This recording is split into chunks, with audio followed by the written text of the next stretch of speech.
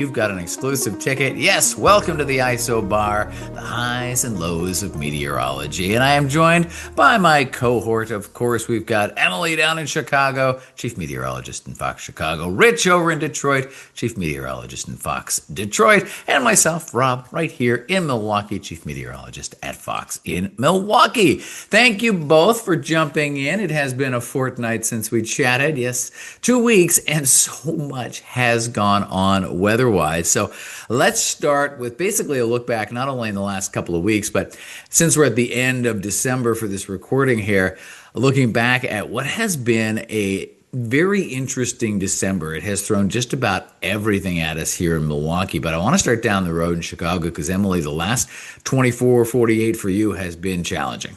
Yeah, it's been, very busy, and we're always very cautious to say severe weather season. I'll always put that in air quotes because there really isn't a season for it. And, this December delivered, we had 5 confirmed tornadoes that were either in the Chicagoland area or just south of us in the neighboring counties. So it was a very, very busy weekend for us. And it just kind of goes to show you, and it's a good reminder that we can get tornadoes really any time of the year. So very busy end to the year here in the Chicago area. And now it's back to cold. So we had tornadoes over the weekend. We had severe thunderstorms. We had winds that were gusting over 70 and 80 miles per hour with some of those storms. So even outside of the damage from tornadoes themselves, there was wind damage because of those storms coming through. And then that very night, temperatures actually dropped down into the teens. So we had a huge weather whiplash to end the month of December, and now we're solidly back in wintertime. And we actually went 21 hours in a row at O'Hare that we had light snow earlier this week as well. So it's been busy. But as we know, like if you think back to the beginning of the month, we were kind of all in this warm weather pattern and things were pretty nice. And then we flipped the switch. And then actually, I had that backwards. It was cold and then it got warm, and now we're back to cold. So no one here can and there, blame you here for and missing there. the ups and the downs because it's been so erratic through the month of December for sure. As you said, we started off very chilly here in Milwaukee. We had an 18-degree high within the first 4 or 5 days. Before the middle of the month, we had a single-digit high temperature of just 9 degrees, and that was before the middle of December, when averages are typically in the upper 30s for us. And then we swung right around and got our warmest day for the month and hit 48 degrees on the 18th. So it's been all over the map. We've had some snow. Parts of our viewing area have had heavier snowfalls than the actual climate station, which is Milwaukee's Mitchell International. That's been pretty low, actually, overall, with just a little over 7, well, just a bit under 8 inches worth of snow.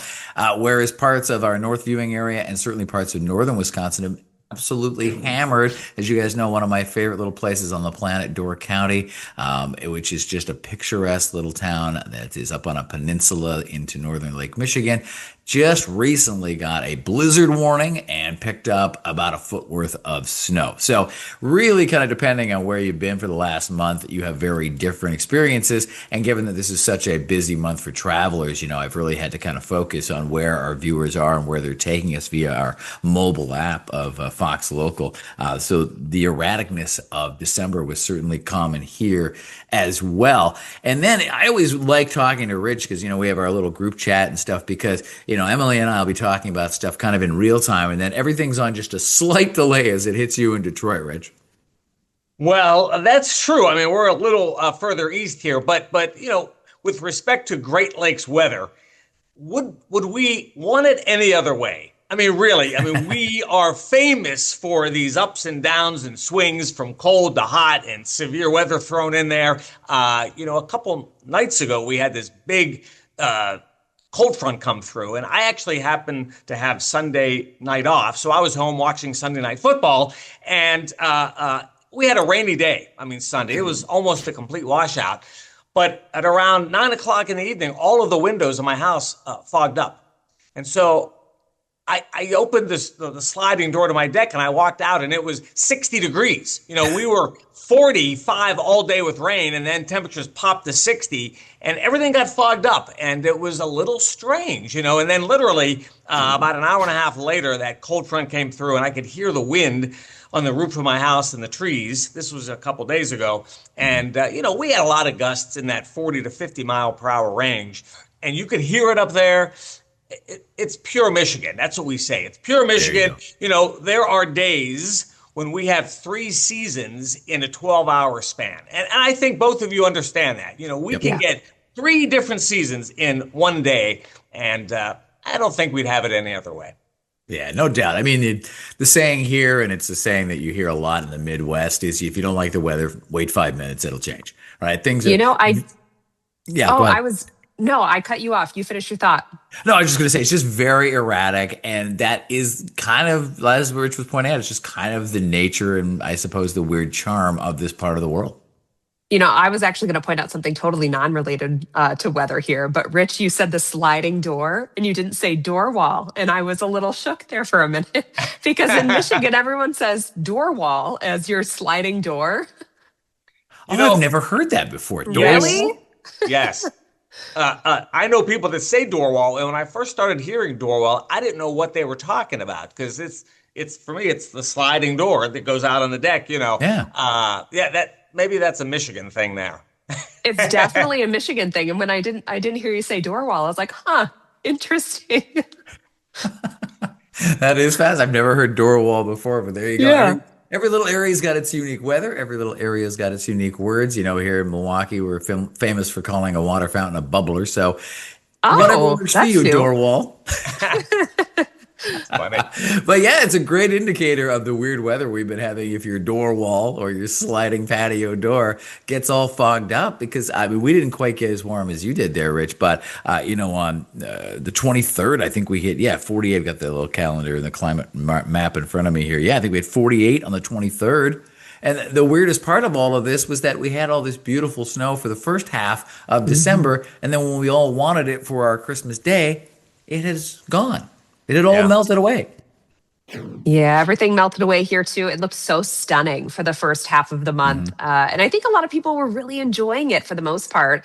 But yeah, everything melted away and then it got rainy for Christmas. So wasn't that white Christmas we were hoping for. But I will say, statistically speaking, we only get a white Christmas in the Chicago area, 30-40% of the time. So we're kind of on par. Yeah, probably better off to head to northern Michigan or northern Wisconsin if you want to guarantee yourself a white Christmas. But I also want to loop back to the cold front that you were talking about there, Rich, because while this low that came through didn't quite qualify as the very social media click-worthy weather bomb, I think it came up just shy of the definition of 24 millibars in 24 hours. But it was a rapidly deepening low with a very harsh cold front, and that change up was dramatic. And while we didn't get a ton of snow here in the Milwaukee area from it, the wind and the really quick freeze up, that flash freeze, if you will, behind that cold front really caused some massive headaches. I'm so happy in a way that it happened over the holidays because at least the buses weren't out there trying to drive on that black ice. Yeah, it was a very dynamic system, So I was home Sunday evening when the front rolled through, and Derek Kevra, he was filling in for me because I was filling in for Stephanie the days prior. But as I'm watching Sunday Night Football, I'm looking at pressures at different reporting stations in Michigan. And I'm texting Derek. I mean, you know this because both of you are geeks. So I'm watching football and I'm home and I'm on my couch and I'm looking at Houghton Lake, Michigan, which is near Mount Pleasant. And Houghton Lake was down to 2906 at 10 o'clock at night. And I said, that's a pretty significant low. It went from the south end of Lake Michigan, and then it crossed northern lower Michigan, and then it moved into Ontario. But and then around Alpena, it bottomed out close to 29 inches. And I don't know. Sometimes I'm almost embarrassed. I'm like, this is how I'm spending my time looking at cities and the pressures that they're reporting as this cyclone is deepening rapidly. I know it's bad. Well, there's no need to be embarrassed with us, Rich, and with anybody watching this podcast, because clearly you are, with your people right now. But it is true that many times I'll be, watching my phone, and whereas my son would get excited and comment about a hockey score that popped up or something like that, I'll be like, oh, we just hit 29 inches. And he's like, what? Oh, sorry, barometric pressure. Yeah, That's sad. It's what we do. It's all right. Pays the bills. Now, of course, December was just kind of a 1 month example Mhm. of a very interesting 2025 that had its own extremes. And Emily, you were kind of doing a deep dive, you were telling me? Yeah, so I did a little deep dive just on some of the extremes that we had in the Chicago area throughout the year of 2025. And, we've had everything from driest months to wettest months to record snowfall. And if we look way back to toward the beginning of the year, back in March, we had the 10th warmest March on record in the city of Chicago. And then if we jump ahead to June, we had the sixth warmest June on record with an average temp of 74.2 degrees. And within the month of June, we actually had 4 nights where we set a record minimum low temperature too. So just kind of take that slowly, record minimum low temperature. So that's your overnight lows. And so, yeah, it was very, very warm for a couple months early this year. But then November, which of course we're just getting through and it's still fresh in our minds, November was such a wacky month for us because not only did we have record high temperatures at times in November here in Chicago, on the 15th, specifically of November, we had a high temperature of 71. And then that month, the month of November, still went in the books as the seventh snowiest because we actually had a record snowiest day of November. I'm telling you, I did a deep dive Yeah, wow. on these records here, but we had the snowiest November day ever for Chicago. That was going down on record in November. So that, of course, put us on the map for that seventh snowiest month. See, I'm getting all these stats in my head. Yeah. But yeah, wild month. And it's just been a wacky year. In the midst of that, too, we had the seventh driest September. So it's been so much back and forth throughout this year. And I Right. really can't recall a year where I think we set so many different records or so many warmest months. And, it's been a Right. year. And records for like opposite conditions, like you just said, right? Like really Yes. warm, then really cold, then really wet, then really dry. So here in Milwaukee, easily the top weather story of 2025, or at least one of them, will be the record-breaking floods, a one-day rainfall record in the state, massive flooding across metro areas. Unfortunately, many people's homes and businesses were flooded out. And then within weeks, we were talking about drought again. It was fascinating to see this huge shift from a record-breaking, damaging flood to the incredibly dry conditions. So just to go back and forth like that within a matter of weeks just kind of illustrated how erratic 2025 was. We're down to the last couple of days of this year. Did you have the same experience over in the Michigan area, Detroit, Oh, Rich? oh, yeah. Well, we had a lot of weather this year. Something that's, I don't know if it's tabulated, like highs and lows or rainfall, but I think this was the summer of humidity. We had more humidity, not Mhm. necessarily heat, although we did have some hot days, but we just had stretches of humidity where in the daytime it's warm and muggy, and then at nighttime it's warm and muggy, and it went on and on and on. And I don't know, it wears you out, the humidity when you're outside and you're cutting the grass and I remember this was the summer of humidity. So I That's a don't really know. good point. Yeah. It, We did have it, some it, very sticky days. I remember so many of the viewers would write in or, call in or whatever and just ask what was going on. And some of it, relates to the corn sweat that we talked about in a Mhm. previous episode. But we just kept tapping into this moisture over and over and over again and couldn't shake it. And then obviously in some cases, like we had here in southern Wisconsin, massive flooding because we're tapping into this. And of course, it all leads into that bigger conversation about the overall climate because a warmer atmosphere, even by, fractions of a degree, holds more moisture. And sometimes that comes piling down on us. Yeah, and I think we've certainly been experiencing that a lot, even here in the Chicago area. Speaking of dew points, speaking of humidity, Rich, you kind of rung a bell for me as well because I almost forgot that we were dealing with humidity levels that were so high for so long. We actually had dew point temperatures reaching the 80s, which is just so uncomfortable, right? That's something that in Mhm. this region we're just not used to it. It's hard to deal with. It's hard to handle and deal with being outside when you have conditions like that.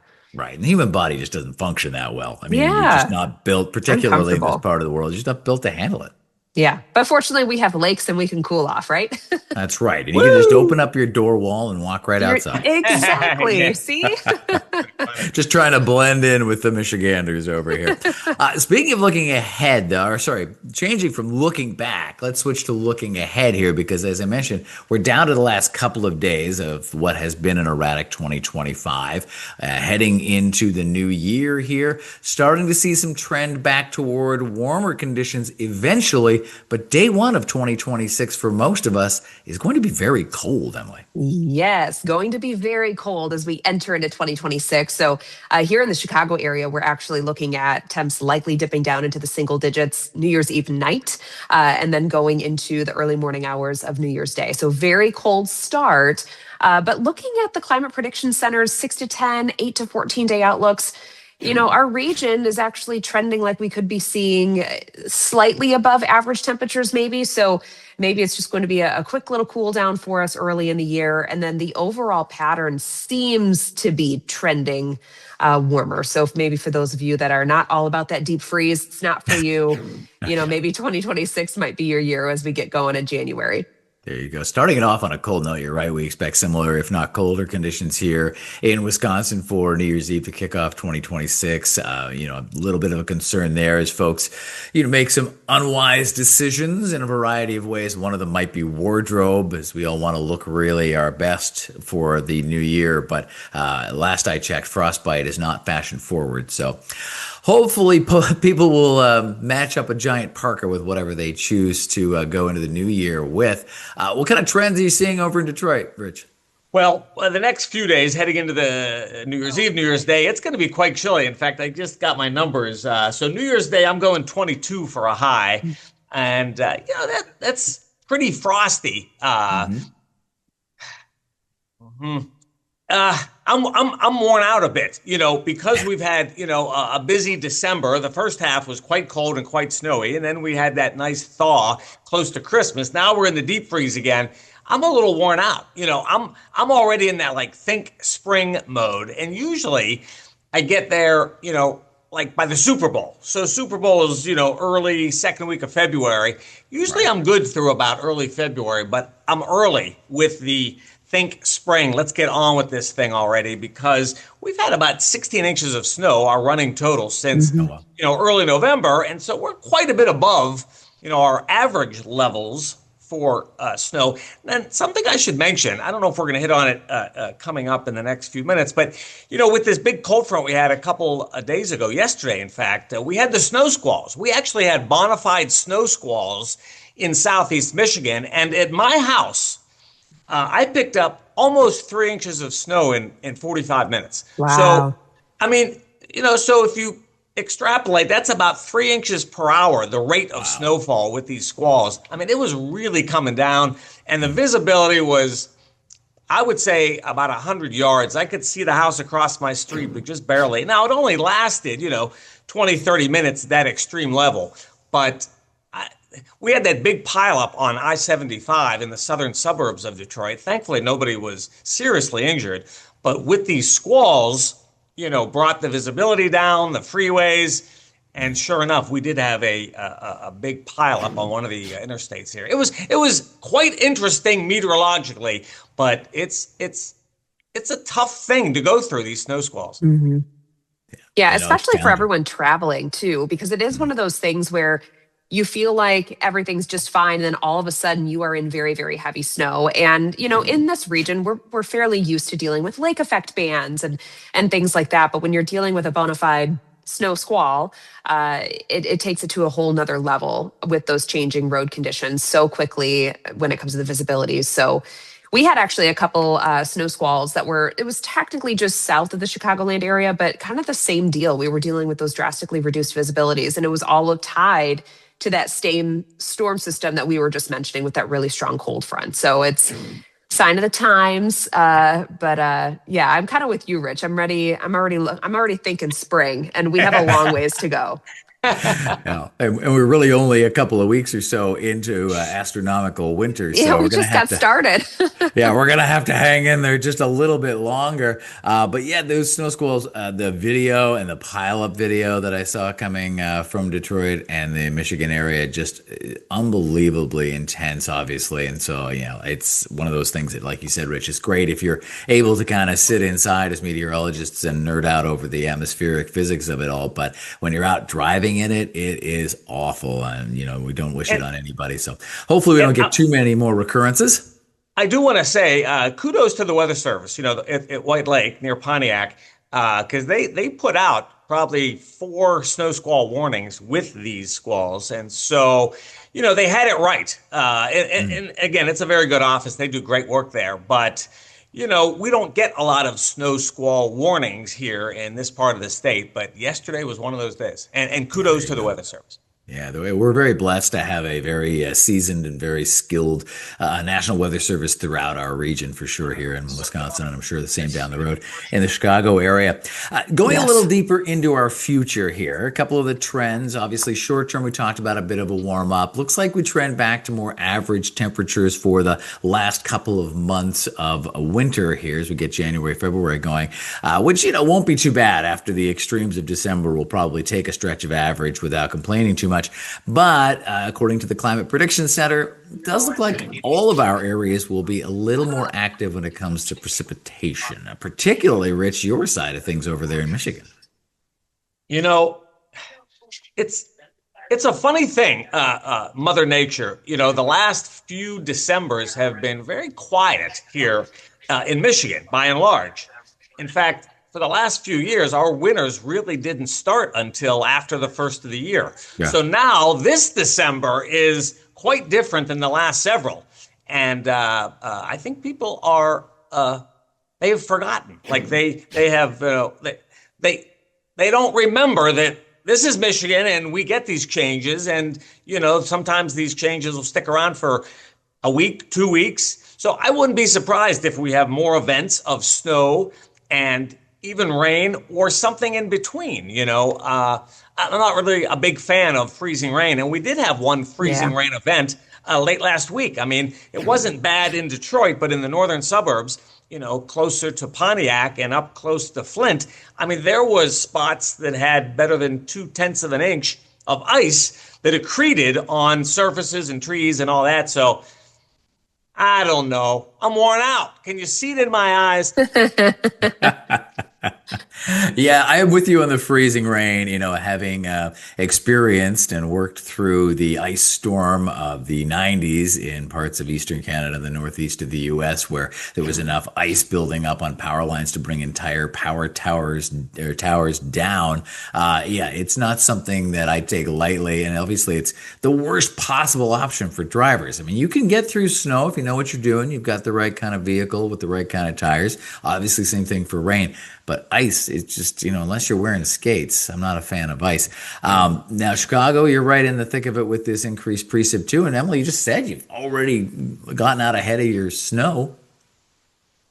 Yes, that's right. So if we kind of compare this year so far, our snow season, we just hit 18 inches so far. And last year, so the 2024-25 season, we only had 17 inches of accumulation. So we've already surpassed the amount that we've seen, of last snow season. But I will say, putting that number in perspective, yes, we kind of came out of the gates really strong, but it's pretty typical in Chicago to see about 30 some inches of snow per season. So, we're at 18 right now. We got out of the gate fast, but with the above average precip in the prediction from the Climate Prediction Center, makes you wonder, is that going to be on the snowy side? There's no guarantee that it's going to be on the snowy side. But me particularly, I think for our region, it's a really good thing because we've been dealing with drought-like conditions. And, typically in the winter, when you're not getting a lot of rain, it's harder to kind of come ahead with those drought conditions going into the spring.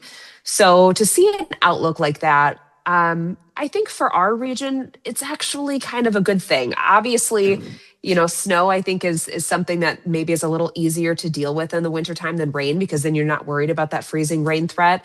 So we can Right. hope for snow with that one. But yeah, it's looking like we could be above average with our precip January, February, and March. So that 3 month outlook is looking like we could be above average precip, but near normal temperatures. So Yeah. maybe it will fall as snow. Yeah, I mean, the snow lovers in Wisconsin they're happier this year than they were last year. There's actual there's snowmobile trails to get the machines out on. There's ski hills with snow on them, because even if we didn't get the snow, it was cold enough through December to make a nice base out at our little hills here. So I think a lot of folks would be happier with the snow than the in between, but we'll have to wait and see how that plays out. Now, we're down to our last few minutes here, and we've always had some fun in the last few episodes about talking about weather lore, because we're great. We're lucky that we can dig into all the data, and we've got the fancy computers, and in a future episode we'll dig into the new AI models, since we don't really have time to do that today. But we're privileged, right? We got all this data, we got all this tech. In the past, our forefathers and foremothers had to kind of come up with their own ways to predict the future. So I did a little Googling, did a little digging deep, and I'm going to say I leaned heavily on the Farmer's Almanacs, both the old Farmer's Almanac and the Farmer's Almanac. Now we're down to just one, but they both had great, interesting historical outlooks here. So here's what we got to look for on the actual New Year's Eve and New Year's Day. Apparently, just the wind direction on that 24 to 48 hour period will predict what's going to happen. If the wind is from the south, you can expect a year of warmth and growth. Oh, no. We don't have that. Oh, no. If the wind is from the north, cold and storms. Oh, Does no. look like we'll have a cold north wind behind that cold front. So, Yes. Yeah. An easterly wind brings fruitful trees. All right. I'm okay with that one too. Okay. And the funniest one is a west wind brings plenty of fish and milk. I mean, some of this I can get from A to B on why they thought that, like north wind, cold and storm. Sure, it's a north wind. It's going to be cold. I don't know what west wind means with fish and milk. Yeah, maybe in our region, Rob, we'll have just lots of fish and milk, and then, with a side of storms, Sure. Sounds like a good year. We're going into 2026 looking strong. We'll have to pay attention to the predominant wind direction going into the new year.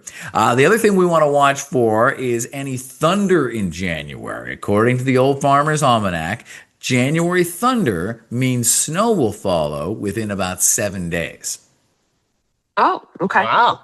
So that's an That's interesting very one. specific. I was going to say oddly specific, right? Yeah. I mean, I guess I can kind of see the science that might be buried in there somewhere about just the turbulent nature of thunder, Right. convective storms, and then the cold of January. The combination there kind of makes sense. We'll keep an eye on that one. A cold January overall with snow predicts good crops for the next year. So that's not bad. Mm-hmm. I know our farmers, all three of our states are big farming communities, Yeah. so that would be good for them. And then the last one I found here, again, it always seems to come to fog. There's always some weather lore about fog. And a foggy January is a sign of a wet spring. That makes sense. That Yeah, that seems kind of does reasonable. track, right? Yeah. Moisture in Yeah. the air. So we'll see. Yeah. Wow. Marty, the Martyologist, my dog here, apparently agrees with that one. Thank you, Marty. We appreciate you chiming in on the Isobar. Or maybe she's just letting me know that we've come up against our time. Guys, the 2025 edition of the Isobar has been fantastic. I look forward to amazing episodes in 2026. I want to wish you all the best in the new year and, of course, give you a few seconds to sign off of 2025 as well. Rich, you want to go first? Yes. Happy New Year. Be safe. Stay warm. And think spring. That's it. Think spring. Hey, I can second that. Happy New Year to everyone. I think we're all excited kind of for a fresh start. It always feels good to start a new year. But yeah, thanks, Spring. I'm with Rich on this one. All right. Thank you very much, guys. And from me as well, happy 2026 to everyone who has followed and supported the Isobar. We appreciate you and spread the word. We need more weather nerds. See you in 26.